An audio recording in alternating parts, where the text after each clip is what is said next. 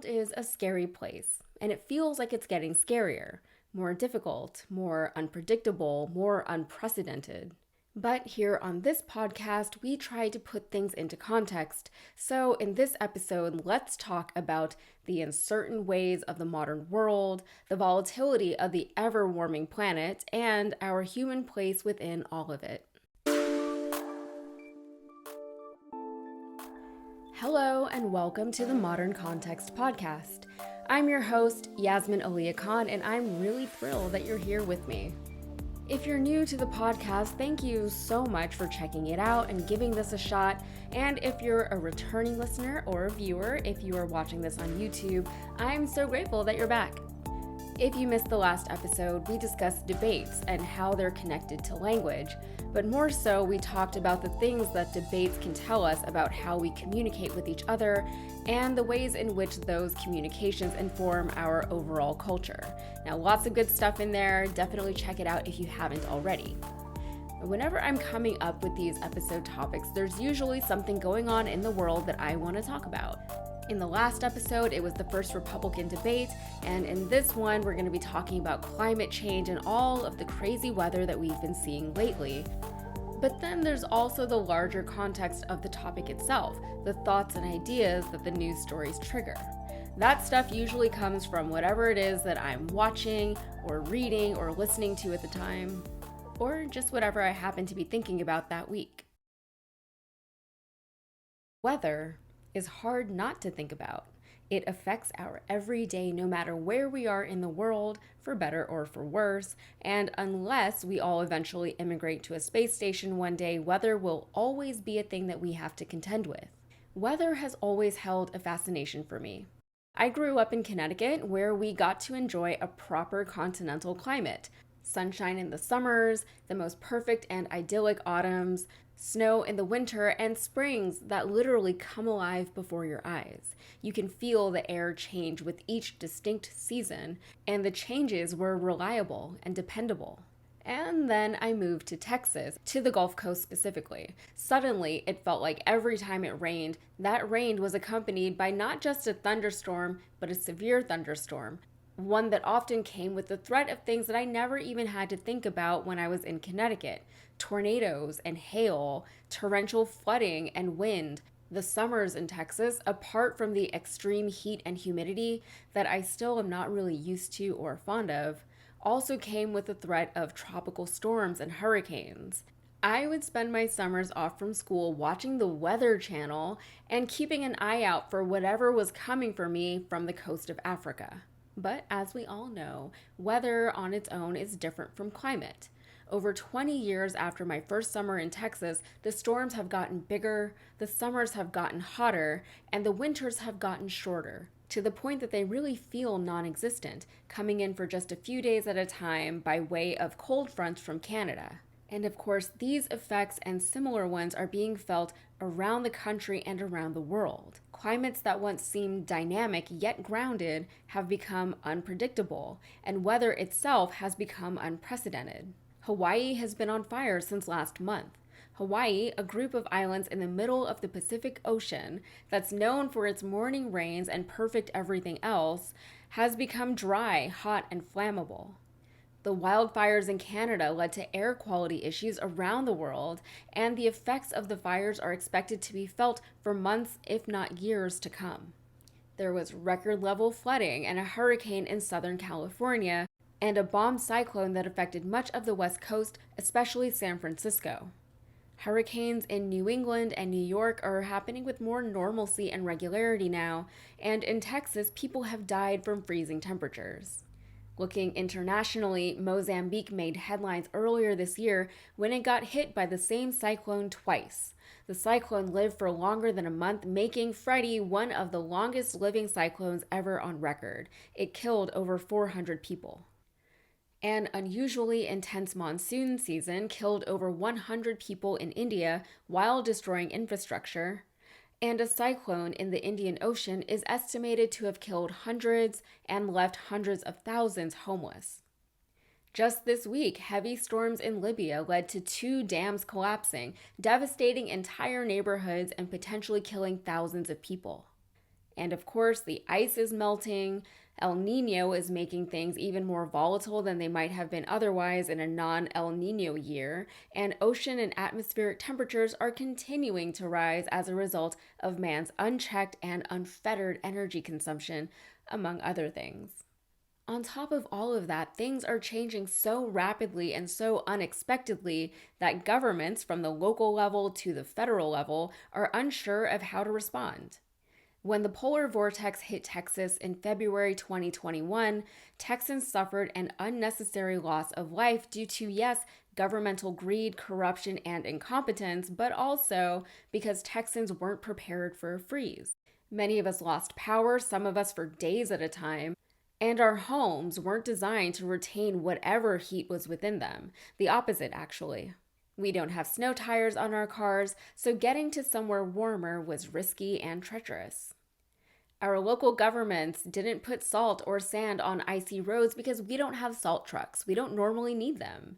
And then the aspects of the freeze that could have and should have been managed better got caught up in politics and bureaucracy. It shouldn't have happened, but it did, and it seems like so many horrible things that don't need to happen are happening for reasons that don't seem good enough. We, the people, are left with feelings of helplessness. We're indulging in escapist fantasies, and in response, we're either desperately fighting for change or we're throwing our hands up in exasperated surrender. Now, here is my confession. In general, I think about death a lot.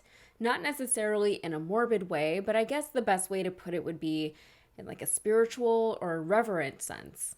Death, rebirth, renewal, all of that, but also what is our purpose here on this planet in this time? Why are we here? What are we supposed to be doing? And why is it so scary for us to just be alive sometimes? So naturally, I think about these things a lot because there are no answers to any of my questions. All of my pondering gets me no closer to any kind of conclusion, so I just keep pondering. I can't help it. We have no idea why we're here, and we're never going to know why we're here because there likely isn't any reason at all. We just are here, and we need to deal with that. And we need to deal with other people dealing with that. And the only thing that really seems to matter to me, as hippie as it sounds, is love. You know, the love that we have for ourselves, for each other, for our planet, and for our collective future. Christopher Nolan even talked about this in his movie about space-time exploration, Interstellar. And speaking of Christopher Nolan, I know I'm a little behind on the times, but I did finally check out Barbenheimer. I saw the Barbie movie, and I also saw Christopher Nolan's latest movie, Oppenheimer. I'm gonna try really hard not to spoil anything for anyone who hasn't seen either or both of these movies, but honestly, no promises. For those of you who haven't seen either or both of these movies, on the surface they seem very, very different. One is a live action movie about a Barbie doll, and the other is a biographic drama about a theoretical physicist, a man who would come to be known as the father of the atomic bomb. Both movies have all-star casts, they both have respected directors, they both are visually stunning in their own ways, and they both talk a lot about death. And not just death itself, but what it means to leave an enduring legacy on the world, even if you don't quite understand what that legacy is. What it means to exist as yourself in the world, even if you just existing and doing what it is you are presumably here in this life to be doing might be harming more people than you're helping. The main conflict in Barbie is triggered when Barbie has an existential crisis. She literally cannot stop thinking about death, and for a plastic doll that exists timelessly in a never-ending loop of happiness and positive intentions, she doesn't handle it very well. So she leaves Barbie Land and goes into the real world, only to find that the impact she had on the world and its people was much different from the one she had imagined. Naively, she believed she was a positive influence on the world. She thought she was doing good for people. She thought that people loved her and everything she represented. She found that she wasn't appreciated for who or what she was. She found that people resented everything she represented. She found that her mere existence had hurt people when all she ever wanted to do was help them. She quickly learned that this whole time she had existed in a fake world that was separate from the world she thought she was influencing, separate from the people she thought she was inspiring. She didn't know or understand them, so how could she have thought that she knew how to help them? She was operating with a limited set of beliefs and limited knowledge, so she not only had to confront the concepts of death and legacy, but she also had to find peace within uncertainty. Uncertainty itself was new for her. Conversely, Oppenheimer was constantly uncertain, uncertain about what was possible, uncertain about what was right and good to do, and uncertain about his own legacy. And I don't just mean he didn't know what that legacy was or how he was going to be remembered. I mean, he didn't even know how he felt about the things that he had done and accomplished. He didn't know half the time if he believed in the work he was doing. One of his colleagues mentioned that he was so persuasive that he could convince anyone of anything, including himself. Throughout the film, he seemed to exist within a gray area that never got resolved to either black or white. Put simply, Oppenheimer's legacy is the atomic bomb. But as far as purpose goes, he was just a physicist. He was just doing what physicists do. He climbed to the top of his field, and at the top, he found that he was recruited by the government and given tons of money to help the United States end a war that involved and affected the entire globe. He himself had concerns about where his work had taken him and where he had taken his work. He was conflicted about whether his work would make the world a more dangerous place or actually a safer place. After the US bombed Japan to force a surrender and end World War II, he felt that he had blood on his hands. But as President Truman told him, the blood was on the hands of the guy who dropped the bombs, not the guy who built the bombs. And maybe that's true, maybe that's comforting, and maybe it doesn't actually matter because what's done is done. And maybe that's just what J. Robert Oppenheimer was here on this planet to do. Either way, we live today with a generational sense of existential dread that never really seems to go away. And Oppenheimer directly contributed to that. Between the ever-present threat of nuclear war and the climate crisis, a crisis which presidential candidates are actively calling a hoax, the future of our planet, our home, and our humanity feels more uncertain than perhaps ever before. So how, pray tell, does one cope? I recently read The Myth of Sisyphus by Albert Camus. If you haven't read it, it definitely is an interesting read, but I will say it probably is not for everyone. Camus was a French philosopher who was born in French-occupied Algeria. He lived during World War II, and unlike Oppenheimer, Camus actually did win a Nobel Prize, just not in physics, obviously. He died young at the age of 46, but during his time here on Earth, he witnessed rampant, public, and unapologetic injustice firsthand. He seemed to understand, or at least consider, his own position of privilege as a French citizen living in an occupied foreign territory, and as fascists began to gain prominence and influence across Europe, he became more concerned for the rights of everyday people and workers. At the heart of his beliefs was the idea of personal autonomy. He believed that everyone was entitled to live their lives as they choose to, in a way that is meaningful and authentic and beautiful to them. When government bureaucracy and inefficiency and overreach threaten and corrupt the peace of individuals, that's a problem. Camus would come to be associated with absurdism, which is basically the belief or the understanding that life is inherently meaningless. The world is a crazy place, and it's absurd of us to even attempt to find meaning where there simply isn't any. But the notion of life being meaningless isn't presented as a bad thing. Life is meaningless, nothing matters, so do what you want with the time that you're here. And if you see someone preventing someone else from living the life that they want to live, you fight them. That's not allowed. Oppression of others infringes on the individual's right to exist in a matter of their own choosing. So while you are living your best meaningless life, you should help others to do the same. Importantly, the acceptance and recognition of the meaninglessness of life isn't supposed to be depressing.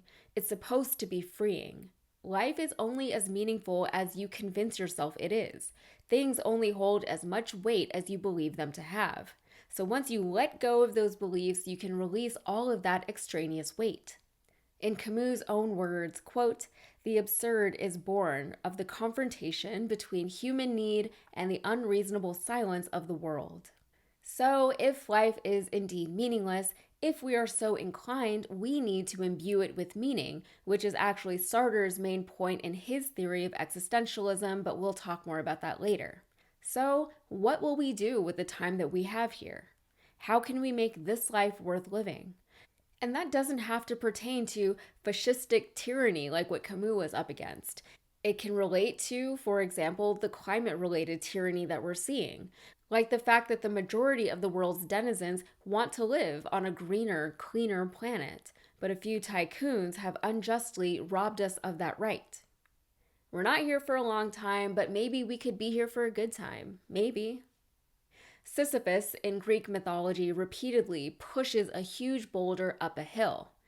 Camus argues that in an absurd universe, one must imagine Sisyphus happy pushing his boulder. He's doing it because he's doing it, not for any greater meaning or purpose, and in the doing of it, he's existing within the present moment, literally living his life. You can sort of discern a truth that up to this point in the podcast has been implied, but I haven't stated it outright. That as we're all living our best lives and doing whatever it is that makes us happy, the understanding is that we're doing it in such a way that we're not hurting anyone else or infringing upon anyone else's freedom to do the same. It's the law of universality, that we should behave in a manner that if everyone behaved in that same manner, we'd all still be fine. Society would still function and people would still have their autonomy and their happiness. In the context of the climate, the fear and uncertainty of existing in a changing world, and general existentialist thought, it can make you think how much of what I'm doing is helping or hurting myself and the people around me and the planet. Why is it that a handful of bad actors with a ton of money are able to exert so much power and authority over the rest of us, if not directly, but indirectly through their actions? If everyone acted the way those people did, society would likely collapse and it would happen pretty quickly. And yet they continue to act in ways that are unsustainable and frankly unacceptable. One leader in Brazil can either decide to cut down swaths of rainforest or not to. The rest of us just have to live with whatever that decision is. One corporation, enabled by a handful of world leaders perhaps, can decide to exploit the resources of an entire nation, knowingly contributing to things like global warming and pollution, but also destabilizing lands, cultures, and people. Oppenheimer's reputation within the scientific and political communities was deliberately tarnished by one guy who was far too self-important and had way too big of an ego to the point that he was more than a little delusional. He overstepped into Oppenheimer's personal and professional life, thereby overstepping into Oppenheimer's right to a just life. Oppenheimer himself felt the incredible weight of what his work had produced and what it had unleashed onto the world. He grappled endlessly with whether or not he did the right thing in doing the job that he was asked to do. He rationalized his intention behind completing the work, but ultimately his intentions and reasons for creating the atomic bomb didn't matter because now we have an atomic bomb. The end result is the same, regardless of the reasons why Oppenheimer built the first one. Barbie enabled the thing that she thought she was protecting against just by not thinking about the consequences of her actions. Barbie believed her positive intentions would be enough to drive the results that she was after, when in reality her intentions didn't matter. The thing that she feared happening the most happened despite her intentions and because of her actions. This leads us to utilitarianism, which focuses on consequences rather than intentions. The person who invented plastic, why did they do it? Does it matter why? Today we have an island made of non-degradable plastic floating in the Pacific Ocean. The consequence is what matters here, not the initial intent behind the invention. The people who try to recycle, who try to do the right thing and live in a way that's less destructive to the world around them, doesn't matter. You can sort trash all day, but you don't know what happens at the landfill when one miscategorization sends an entire bag of your hard work to the literal dump. The intention is admirable, but the consequence is the same destruction that was trying to be avoided in the first place. Now, I am not one, personally, to completely disregard intention. I think intention matters quite a bit given the circumstance. For example, if someone hurts my feelings but I know they didn't mean to, it hurts a little less. To me, that matters because if we're here on this planet to live a life with each other, we need to at least attempt to understand each other. Even if intentions go awry, like with Barbie and with Oppenheimer, we can still learn from the consequences they elicit. But you can't really talk about existentialism and existing with other people without mentioning Jean-Paul Sartre. Sartre was a contemporary of Camus, a 20th century French philosopher and writer known for his ideas on existentialism and Marxism. By combining the two schools of thought, Sartre put incredible emphasis on personal responsibility and authenticity, but he also wrote a lot about power imbalances within societies. As mentioned earlier in the episode, Sartre's theory of existentialism was basically that we can decide for ourselves what life means because we have the free will to do so. There is no inherent meaning to life, so it means whatever we want it to mean. The free will, however, means that we have to take personal responsibility for the circumstances in our lives, even if those are seemingly out of our control. We still get to decide how we respond to those circumstances. These power imbalances are relatable. They're almost a fact of life. We've never figured out a way to have a functioning society that is truly egalitarian. We struggle to even manage our own small businesses and our family units in a way where everyone is happy and free to be happy, whatever that means for them. But on the larger societal scale, if we see power imbalances that are disruptive to the lives of the powerless, we have to do something about it. No, that doesn't necessarily mean anarchy. It can, I guess, depending on who you are and what your deal is, but it can happen on a fairly small and individualized scale. But in our modern world, where hope for a better future seems almost futile due to corruption, bureaucracy, greed, etc., it exemplifies the point Sartre was trying to make in a play that he wrote called No Exit. The play sees three individuals in hell, which is just a room that they're stuck in together. The revelation of the play is the famous quote, "Hell is other people." It's not really saying that we can't be happy with one another, though. Sartre's speaking more about surveillance, i.e., the ways in which we view one another. Sartre explained it saying, quote, "If relations with someone else are twisted, then that other person can only be hell. Why? Because when we think about ourselves, when we try to know ourselves, we use the knowledge of us which other people already have. We judge ourselves with the means other people have and have given us for judging ourselves.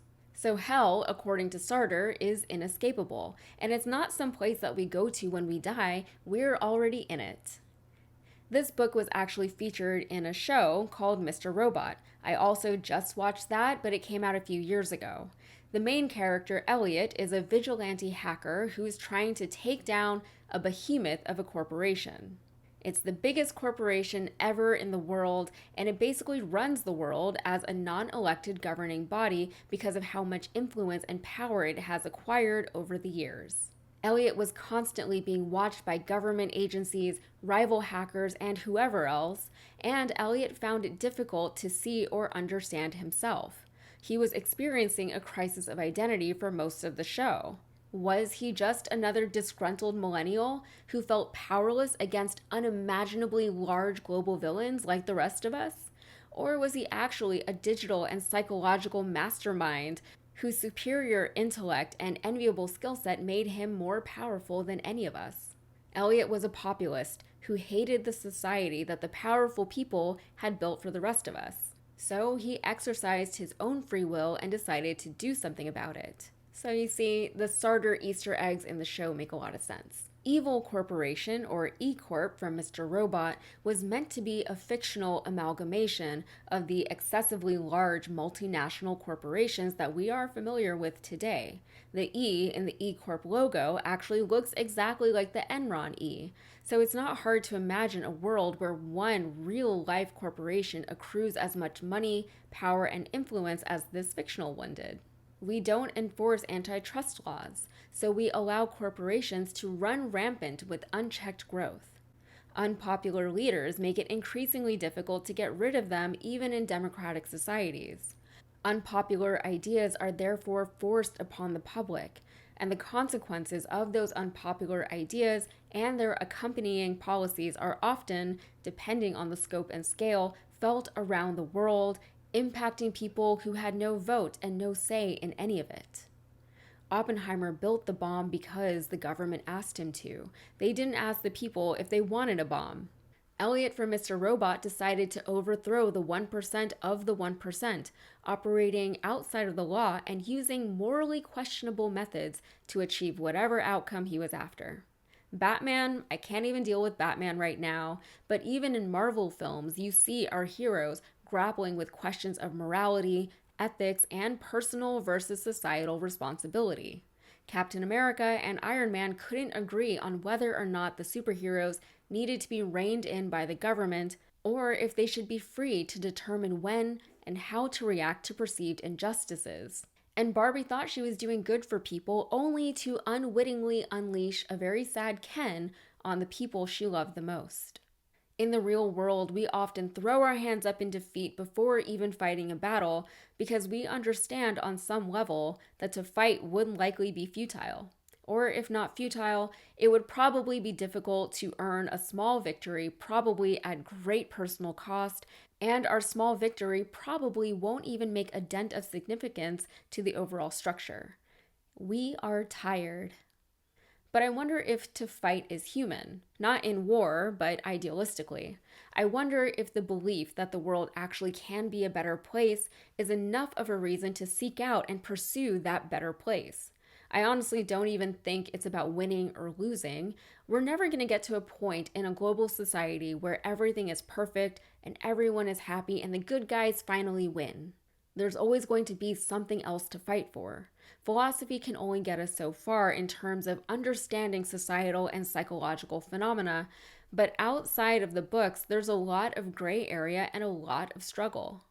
Those internal struggles tend to inform the external, so maybe if we all want to live on a planet that itself isn't fighting back against us, if we all want to live the peaceful, happy lives that these philosophers tell us we're entitled to live, maybe that metaphorical fight starts with us. And I'm not trying to offer complacency disguised as activism when I say that.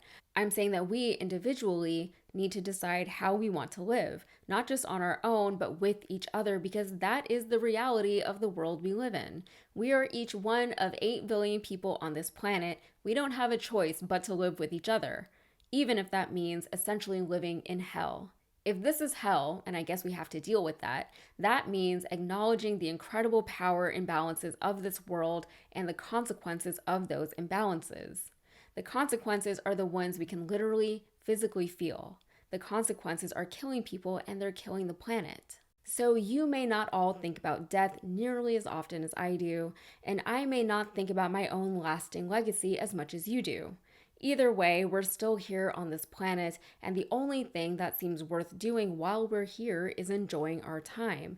And as Camus put it, making sure others can too, and helping them do exactly that however we know how to help them. Sometimes that means speaking out and fighting back against things like world wars and fascism. Sometimes that means helping to promote causes you believe in, assuming those causes support rather than oppress people. And sometimes it just means composting your food scraps and contributing less waste to this planet that has already given us so much. By the way, if you don't compost, I'm not judging you, but I do it and it does make me feel better. It feels like a small victory, a moment where I actually can recycle, reuse, and reduce, even if most of my produce from the store comes wrapped unnecessarily in plastic. But we do what we can for the sake of helping, for the sake of feeling good, and for the sake of doing. We're all Sisyphus, incessantly pushing a boulder up a hill. We do things all day long, things that we will likely do every day for the rest of our lives, and we do them because it's just what we're doing. Right now, I'm recording a podcast episode. I spent hours researching philosophy, hours writing a script, and hours recording myself on camera, which will never not be awkward. I hope you can appreciate me, but really, if I wasn't doing any of this, I would just be doing something else. And while that wouldn't necessarily be better or worse in a meaningless existence, at least now I feel like I'm being utilized effectively, and maybe, just maybe, the overall effects of my work help someone else to live a more meaningless life. All right, next time on the Modern Context podcast, I don't know what we're going to talk about yet, but there's always something going on in the world, and I'm probably going to have some thoughts on it. In the meantime, we would love to hear from you. Please reach out to the show at hello@modconpod.com with any suggestions or questions you might have for us. Also, don't forget to follow and subscribe to the show wherever you get your podcasts. Find us on YouTube and tell your friends about us. And of course, thank you for listening and for making it this far. I can't wait to see you all next time. Cheers. Modern Context is a Rabble Babble production, produced by Brandon Morgan and recorded live in Houston, Texas. For Modern Context, I'm your writer and host, Yasmin Aliyah Khan.